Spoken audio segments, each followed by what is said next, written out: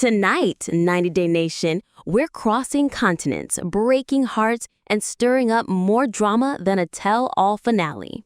First up, Darcey Silva trades her signature glam for a softer look in Bulgaria, meeting Georgie's family for the very first time. But it's not her outfit that shocks them. You won't believe what had everyone at the dinner table in tears. Meanwhile, fans say it's time to pull the plug on one long-running spinoff that's dragging the whole franchise down. And yes, Gino and Jasmine are at the center of the fatigue. From real-life spoilers to déjà vu storylines, the cracks are showing. Then, speaking of cracks, Gino Palazzolo has a bizarre reason for delaying his divorce. He's literally waiting for a recession before cutting Jasmine loose. His money talk? Fans are not impressed. And over in the other way, Nicole and Mahmoud's whirlwind romance just hit a storm front. We've got arrest records, unfollows, and conflicting lovey-dovey posts that have everyone asking, breakup or PR stunt? In transformation territory, Darcey's latest sculpted abs reveal has the internet divided. And yes, the missing belly button mystery is now officially a thing. Oh, and one single photo of Julia in a yellow sundress sent baby rumors into overdrive until she dropped a truth bomb that turned the whole story upside down. Plus, the kiss consent debate explodes after Jennifer declares it's weird when a man asks first. Is that cultural confidence or a red flag? The fandom is split. And finally, the question no one thought they'd ask: why hasn't Jasmine visited her kids in Panama? With the green card, a new luxury car, and no travel restrictions, her absence is raising eyebrows and tempers. So hit like, smash that subscribe, tap the bell, and sound off in the comments because we're diving in right now. Darcey Silva has faced cameras, critics, and countless makeovers, but nothing prepared her for this dinner in Bulgaria. Picture this: rolling Bulgarian hills in the background, Darcey arriving with her platinum hair smoothed down, makeup softened, and wardrobe toned way, way down. This wasn't the Darcey of sequin jumpsuits and sky-high heels. She knew the stakes. Georgie had never brought another woman home to meet his parents, and in his culture, where family approval carries real weight, that's no small thing. Darcey told deciders she wanted to show respect, so she ditched the skin-tight silhouettes and heavy contour for a more understated, classic look. But it wasn't her style shift that sent shockwaves through the evening. It was her emotions. The scene unfolds like this. Dinner is served, small talk in motion, and suddenly, Darcey is in tears. Not delicate mist in the corner of the eye tears, full-on, can't hold it back sobbing. Even Georgie admits he was caught off guard. He said, "It was shocking when you started crying at that first dinner with my family. That was really shocking for everybody, especially my parents." Darcey, laughing through the retelling, explained, "I wear my heart on my sleeve. I wasn't trying to make anyone uncomfortable. They know that now." Then came the reveal. Georgie hadn't seen his sister in 30 years. 30 years. That reunion, combined with Darcey stepping into such an intimate moment, cracked her open emotionally. In Bulgaria, where emotional displays at the table aren't exactly the norm, that kind of vulnerability was a surprise, but one that might have softened some early reservations about her. Darcey later hinted that the family ended up being more understanding than expected, despite their cultural differences. And speaking of culture, Georgie was eager for Darcey to experience Bulgarian traditions, folklore, and yes, cuisine. But here's where the fairy tale wobbled. Darcey's palate. Georgie jokes we're in Bulgaria at some restaurant and she orders American or Italian food. I told her we don't cook food like this. We cook traditional Bulgarian food.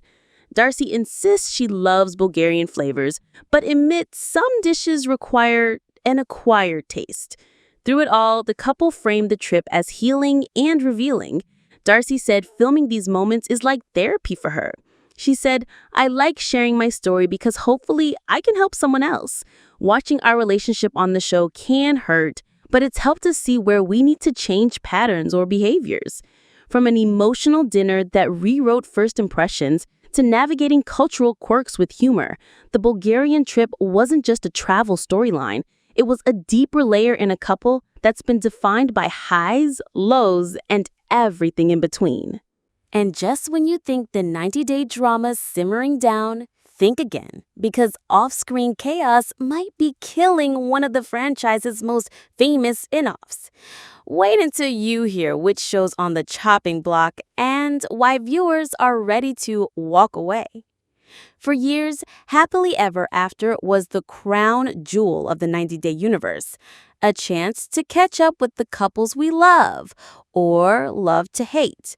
But now, longtime viewers say the magic's gone, the storylines are stale, and the cast list reads like a broken record. Let's be real, the 90-day franchise is no stranger to recycled drama, but lately, Happily Ever After feels less like a follow-up and more like a rerun. The same faces, the same conflicts, the same will they, won't they sagas. Only this time, fans already know the ending. Why? Social media spoilers. It's not even subtle anymore. Case in point, Jasmine Pineda.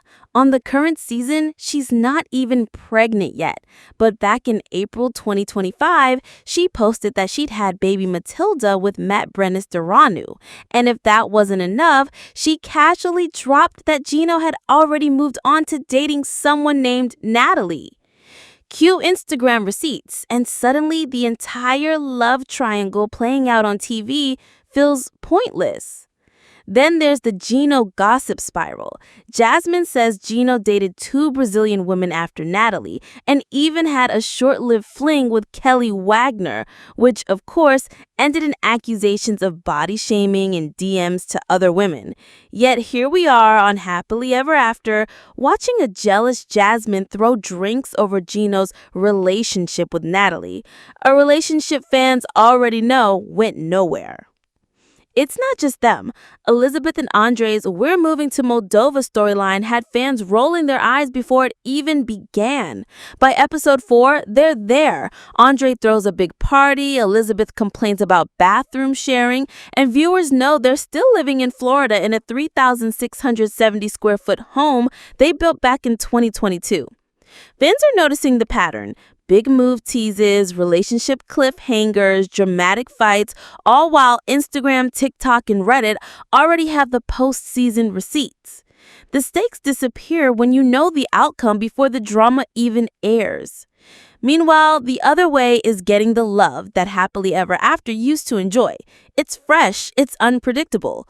Watching Americans adjust to life in completely different countries, language barriers, cultural clashes, real-time challenges gives viewers the drama and the surprises they signed up for. One fan summed it up perfectly on Reddit. I want drama, but I also want honesty. I want to actually wonder what's going to happen next, not sit through a season knowing it's all already over. Another said, the other way feels like old school 90-day, messy, awkward, and actually real. It's no wonder that in fan polls, the other way is ranking higher in entertainment value, while Happily Ever After is being called scripted to death. If TLC wants to keep the franchise alive, some viewers say it's time to retire the tired and invest in the unexpected. Don't touch that dial, because if you thought Jasmine's baby reveal was the biggest twist, just wait. Gino Palazzolo is about to share the wildest reason for delaying his divorce. And trust me, it's pure 90-day chaos. Let's rewind. Their love story started back on Before the 90 Days, when Gino met Jasmine on a sugar baby site and jetted off to Panama. After multiple seasons, a wedding, and more blowout fights than we can count, they tried one last Hail Mary on 90 Day, The Last Resort. The twist? They agreed to an open marriage. But here's where the plot curdles. Jasmine ends up having a baby with Last Resort co-star Matt Branastaru, effectively ending things with Gino. By the time season 9 of Happily Ever After rolled around, the pair were separated, lobbing accusations across the screen.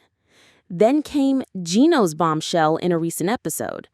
I'd prefer to wait for a recession when the market completely drops before I divorce Jasmine. I don't want to share money with Jasmine for free. Translation? He's playing the long game and not for love.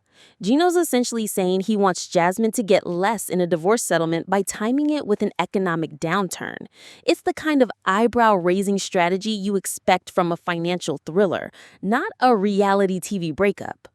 From his side, Gino claims he was tricked into that open relationship. In his words, she had Matt selected and she proposed an open marriage to cover her ass so her and Matt no longer had to hide their relationship. Who does that? Jasmine, unsurprisingly, has a different story. She insists she never cheated, even with a baby in the mix. What hurts me the most is the fact that he wants to divorce me for something that is not true. If he wants to divorce me and hate me, he could hate me for any other thing except that. It's like someone receiving a life sentence for a crime they never did. While Gino frames this as protecting his wallet, Jasmine frames it as a betrayal layered on top of a false accusation. And the fandom? They're torn. Some say Gino's move is cold but calculated. Others call it proof he was never in the marriage for the right reasons. Adding fuel to the fire, Eagle Eye fans point out that Gino's not exactly going broke. Rumors say he's still filming for future 90-day seasons. If he's waiting for a recession, it's not because he's living on instant noodles. Keep it locked, because if you think this breakup is messy, just wait until we cross over to the other way. Nicole and Mahmoud are about to turn cultural clashes and relationship red flags into one of the year's most explosive headlines.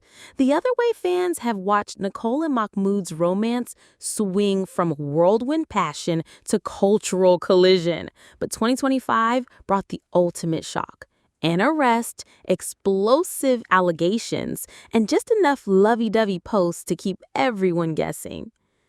It started as the kind of romance reality TV eats up, a cross-continental love story, with Nicole leaving the U.S. to be with Mahmoud in Egypt, then Mahmoud making the leap to join her stateside. But that dream hit a wall earlier this year when news broke that Mahmoud had been arrested for domestic violence. The arrest shook fans who'd invested seasons in their journey. Yet, within weeks, the couple was back on Instagram, posting affectionate photos, smiling side by side as if nothing had happened. Was it damage control, proof of reconciliation, or just another case of reality TV smoke and mirrors? Then came the digital red flag, or rather, the digital breakup. Nicole and Mahmoud quietly unfollowed each other on Instagram, a move that's basically a modern-day divorce announcement. Comment sections erupted. Finally, one fan wrote, "About time she left." Others weren't convinced, pointing out that the photo stayed up and neither had confirmed a split. This relationship has always been a lightning rod for cultural debate. Viewers have argued endlessly over whether their differences, religion, tradition, lifestyle, were insurmountable from the start.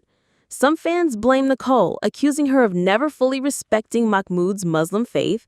Others insist Mahmoud was controlling and always abusive, while a smaller group flips the script entirely, claiming Nicole was emotionally harmful.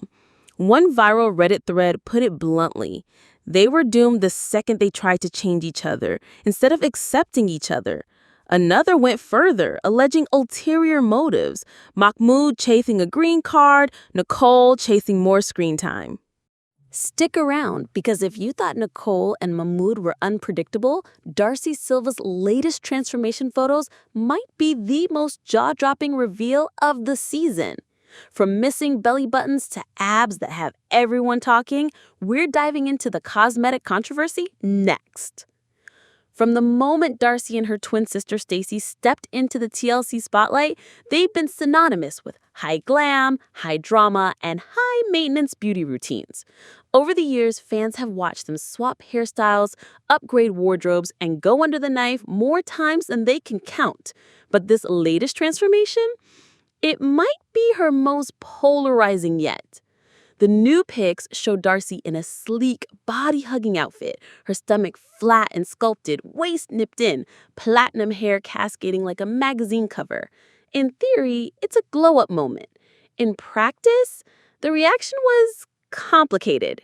Instagram comments came in fast and sharp. One fan wrote, "She was so pretty when she first started on TLC. Now she just looks like a hot mess." Another didn't hold back. "She and her sister are doing everything to their face and body, but not getting help for their mental health." And then the belly button discourse began. Multiple commenters pointed out that in the after shot, her navel was nowhere to be found. One bluntly asked, "Where is her belly button?" Others speculated the abs weren't entirely natural, hinting at implants or extreme contouring rather than gym results. It's not the first time Darcey's appearance has fueled online debates. Over the years, she's embraced procedures like lip lifts, breast augmentations, and body sculpting, often sharing the journey openly on camera. She's defended her choices as self-care and empowerment, saying she loves experimenting with her look and isn't afraid of change. But as the years and surgeries stack up, some fans say they're more worried than wowed. On fan forums, the conversation has turned introspective. Why do reality stars like Darcey feel so much pressure to maintain or completely reinvent their image? Is it the constant scrutiny from social media, the high-definition cameras, or is it just who Darcey is at her core, someone who loves transformation as much as she loves love itself? There's also a camp defending her fiercely. Her body, her choice. If she feels good, that's all that matters. Others argue that Darcey's openness about cosmetic work actually helps destigmatize it, especially for women over 45 navigating a youth-obsessed entertainment industry. And just when you think we're done talking about body drama, think again, because one beachside photo just sparked pregnancy rumors that spiraled out of control. From AI accusations to Photoshop callouts, Julia and Brandon's bump moment has the fandom in chaos. The image seemed innocent enough. Brandon in shorts and a t-shirt, Julia in a fitted yellow sundress, his hand placed gently over what looked like a very round midsection. The caption? A cheeky nod to "can't figure out which parent Brandon looks more like," paired with the hashtag "the last resort" tag. It didn't take long for the rumor mill to explode. "OMG, she's glowing. I see the bump. Congratulations, mama." Team Believe went all in, dropping baby emojis and predicting a season 2 storyline before the hour was up. But right alongside them, Team Skeptic came in swinging. "This is AI. Fake news. Look at her hands." Eagle-eyed followers zoomed in on every pixel. They pointed out odd curves where the dress met her stomach, edges near Brandon's fingers that looked too clean, and a glossy, unnatural sheen to the entire photo. "That's not even her stomach," one commenter declared. "Look closely." The plot twist? Julia herself entered the comments to set the record straight, and she did not hold back. "This photo from 2 years ago, and someone Photoshop," she wrote, complete with double exclamation points for emphasis. If true, that means the baby bump wasn't a bump at all. It was an edit slapped onto an old snapshot repackaged as breaking news. And fans who followed Julia closely backed her up, pointing out that there's nothing like this on her current feed and questioning where the image even came from. Still, not everyone's convinced. In true 90-day fashion, some fans believe Julia's denial is just a smokescreen until she's ready to announce for real. Others think the photo was never AI, just an unflattering angle or a dress clinging in all the wrong places. And just when you think the fandom couldn't be more divided, another castmate is about to light up the comment section. Jennifer's take on whether you should ask before a kiss has the internet in a full-on culture clash. On screen, Jennifer smiled to camera and said, "It's very weird when a man asks a kiss." Off-screen, the 90-Day fandom turned that into a full-blown debate on romance, consent, and cultural expectations. The moment seemed small, Jennifer sitting pretty laying out her dating philosophy. But in the wake of another scene this season where a male castmate bulldozed past a woman's obvious discomfort for an on-camera kiss, her comment hit like a grenade. The internet reaction was instant. One camp argued that asking is the bare minimum, a way to make sure both people are comfortable. Consent is sexy, one top-liked Instagram comment read. If you aren't sure, you ask. For them, Jennifer's statement felt tone-deaf, especially after viewers had just recoiled from a kiss that looked anything but mutual. The other camp? They weren't defending steamrolling, but they argued that chemistry has a rhythm, and their view a first kiss should come from reading subtle cues, a lingering laugh, a touch that lasts a beat too long, eyes that lock and don't dart away. May I kiss you, they say, can break the moment's magic. For them, it's about style, not ethics. Then the conversation took a cultural turn. Multiple viewers pointed out that Jennifer is Colombian and that in certain Latin cultures, confident initiative from men is seen as more attractive than verbally asking permission. Not consentless, confident. It's a kind of body language dance where words might actually be considered unromantic. Of course, not everyone agreed. Voices from similar cultural backgrounds countered that confident can slide into controlling fast, depending on the man and the moment. The same move can land as thrilling to one woman and threatening to another. It's all about context and history. Survivor perspectives also entered the mix. A number of fans shared that unwanted kisses weren't just awkward, they were triggering. For them, the verbal ask isn't corny, it's safety. I once thought the right guy would just know. Now I know nobody's a mind reader. Asking changes everything, one commenter wrote. And then there's Tim. Yes, that Tim, who fans remembered for making sure he and his date were on the same page before leaning in. Some called it considerate and respectful, others teased delivery. One meme floating around Reddit even joked about "can I lick you" becoming the season's catchphrase. At the end of the day, Jennifer's throwaway line became a lightning rod for a bigger conversation.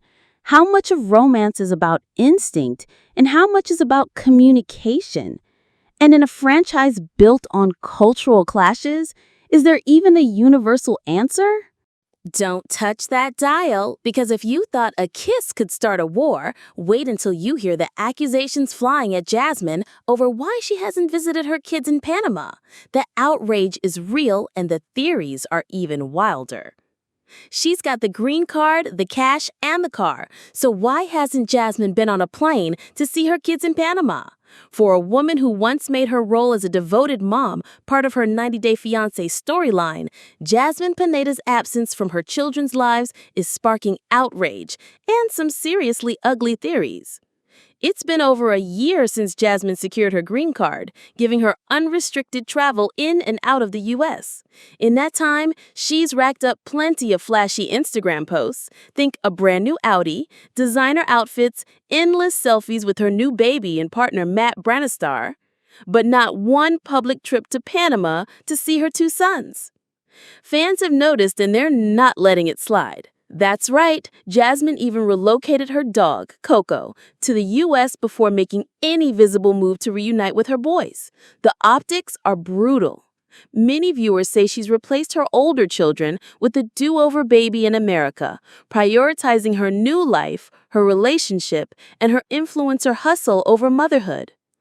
Harsh words like atrocious and disgusting are getting thrown around, especially in Reddit threads, comparing her to other foreign cast members who made major sacrifices to be with their kids. So what's her side? Jasmine hasn't directly addressed the criticism, but that hasn't stopped speculation from running wild. One theory, she may have lost or surrendered custody in Panama, possibly even visitation rights. That would explain her absence, but fans argue she could still visit even without custody if she truly wanted to. Others think it's strategic. Having a U.S.-born child could help solidify her residency and make deportation less likely. A stay in the States at all costs plan. A few even suspect TLC contract obligations or immigration processes are keeping her grounded, though there's zero confirmation on that. The backlash isn't just about the absence, it's about the shift in narrative. Early in her 90-day journey, Jasmine's boys were front and center as part of her emotional appeal. Now critics say they've been reduced to a footnote, trotted out on camera only when it benefits her image. A particularly viral Reddit post summed it up. You can buy designer bags, post bikini pics, and fight with Gino on TV, but you can't book a flight to hug your kids? Nah. The sentiment is echoed across Instagram comment sections where fans are tagging her directly and demanding answers. Still, there's a quieter group defending her, suggesting we don't know the full story. Maybe it's about protecting the kids' privacy. Maybe the situation in Panama is more complicated, legally, financially, or emotionally than viewers realize. But even they admit the silence isn't helping her case. Whether it's a calculated choice, a legal tangle, or something entirely different, Jasmine's absence from Panama has become one of the most heated talking points in the 90-day fandom. And until she addresses it head-on, the speculation is only going to grow louder.